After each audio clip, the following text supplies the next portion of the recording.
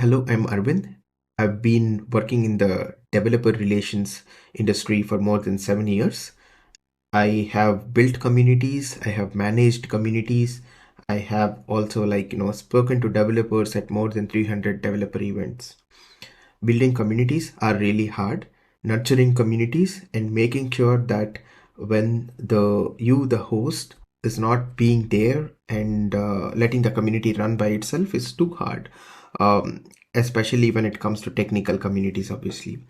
uh, what I found very interesting with Doc-E is its ability to take the data that is already available, be it your discussions, valid answers that are generated by your own team members or the community champions or ambassadors, and collate all that information, make sure that these knowledge droplets are not easily thrown away, but then they are also nurtured and used in your regular conversations again and again. So thereby, if there are repeat questions, it will answer.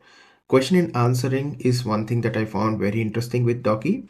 But on top of it, I think if there are questions that are not specifically asked previously, but then there are edge cases or in and around, which is available in your documentation or that needs a person to look over it and then answer that question, Doc-E very well answers such questions as well.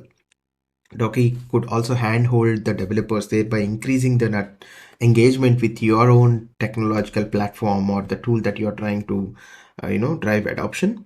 Thereby, it helps in community to community interaction, between the users, and also identifies the pain points or gaps within your content that you need to generate, and which Doc-E could also help. So I think these are very interesting areas that I observed in the last 6 months of usage with Doc-E.